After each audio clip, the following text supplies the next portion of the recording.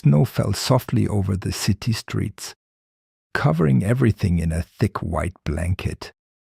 Alexander Hawthorne sat alone in his grand study, staring out of the tall glass windows. The fire crackled in the fireplace behind him, but the warmth could not reach the emptiness in his heart. It had been nearly 5 years since the plane crash that took his wife and children.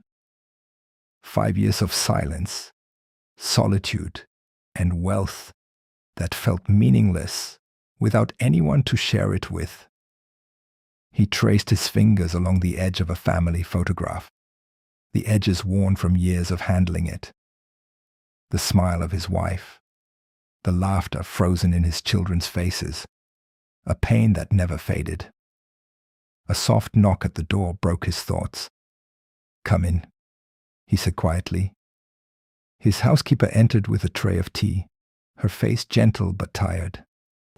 "Sir, it's bitterly cold tonight, and the streets are dangerous The for streets are children." dangerous for children," she said softly. Alexander nodded, not taking his eyes off the snow.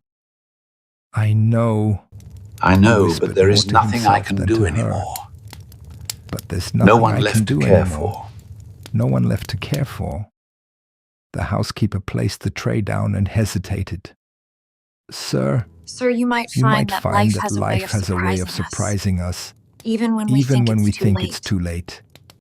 Alexander let out a bitter chuckle. Surprises? At this point, They're just reminders of what I've lost. Outside, the wind howled. A small figure appeared, struggling through the snow, carrying a bundle. Alexander barely noticed until she tripped and fell right on his driveway, almost under the wheels of a passing car. His instincts kicked in. He rushed outside, pulling the girl up. "Are you all right?" he asked, his voice a mixture of concern and surprise. The girl, shivering and trembling, looked up at him with wide, frightened eyes. I'm okay, sir," she said quietly. Alexander looked at her small, snow-covered coat, the frost on her hair, the exhaustion in her eyes. His heart, long shut off, stirred unexpectedly. The girl's name was Clara. She clutched a small sack of collected bottles and cans. "My mother. She's sick," she whispered, her voice cracking. "I need to help. We don't have money for medicine."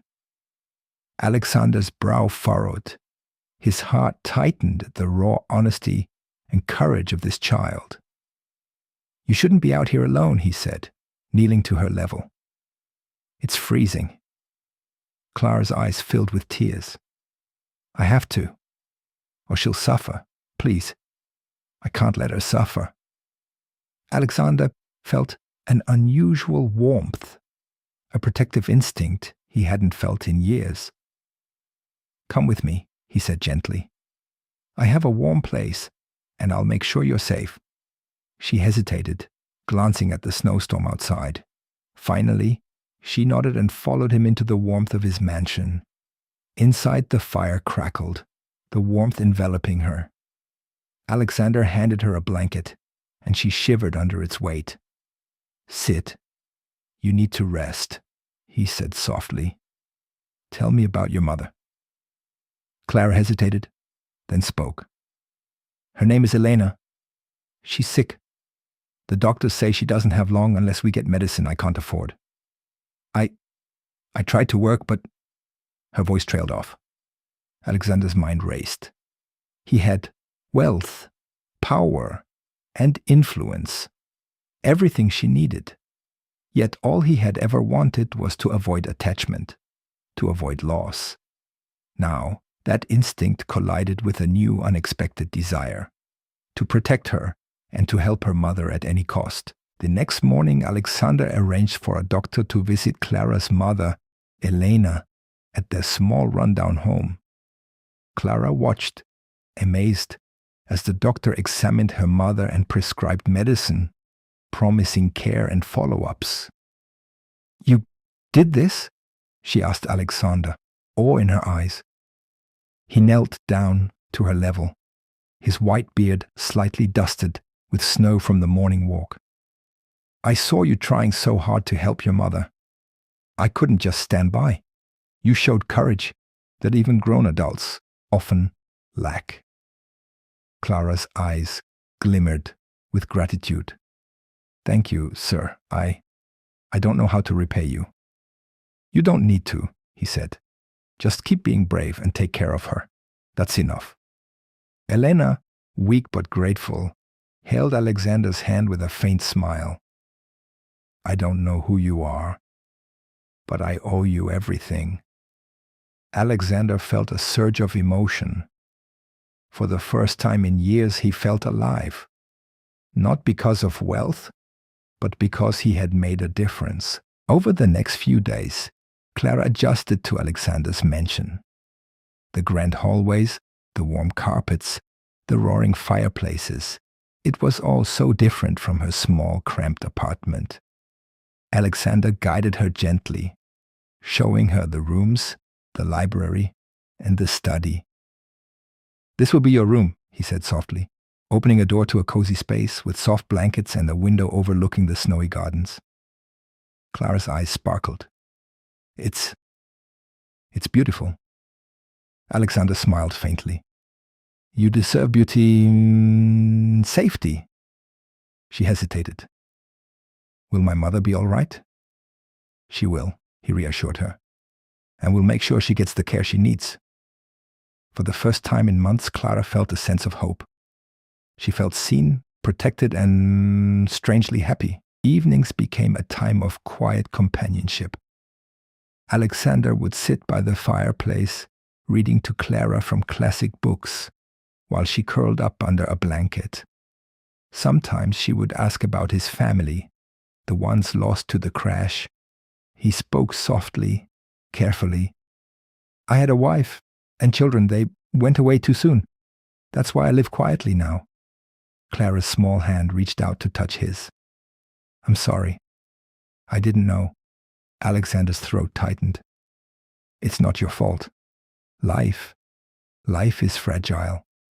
But you, Clara, you remind me that even when we lose so much, there's still room for hope.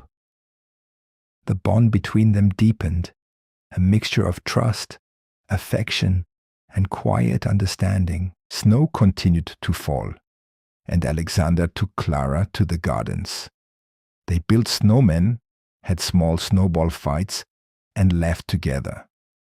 You're really good at this, Clara said, giggling as Alexander accidentally got hit by a snowball. I have years of practice at being serious. It's nice to have someone teach me to play, he replied, smiling. For the first time in years, Alexander felt lightness in his heart. A warmth that wasn't fire or wealth. It was something new, something living, evenina. Clara looked up at him, her eyes bright. I like being here with you. Alexander knelt beside her, gently brushing the snow from her hair. And I like having you here, more than I ever thought I would like anything again. With Alexander's support, Elena's health began to improve. She was weak, but the medicine and constant care helped her slowly regain strength.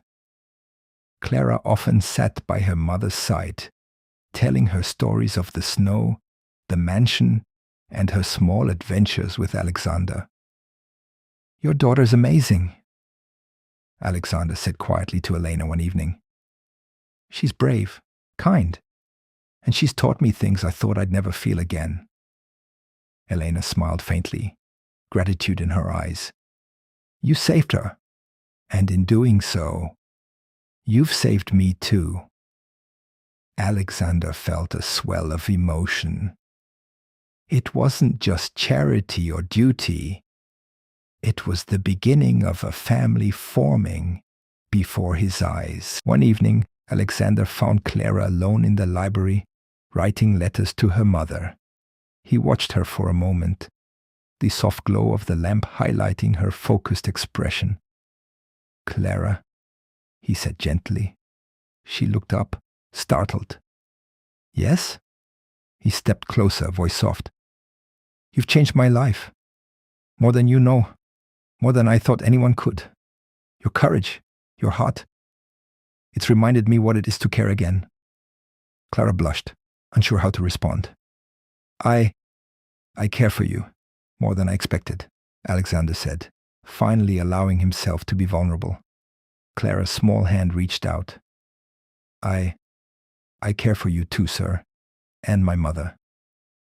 It was a quiet confession, but one that sealed their bond, a mixture of love, trust, and deep emotional connection. Elena, fully aware of what Alexander had done for her and her daughter, wanted to express her gratitude.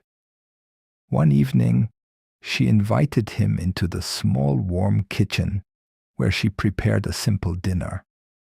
I don't know how to thank you, she said softly, tears in her eyes.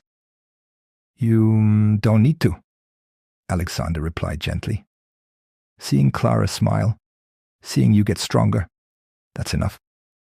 Elena reached out and held his hand. You've given us life again.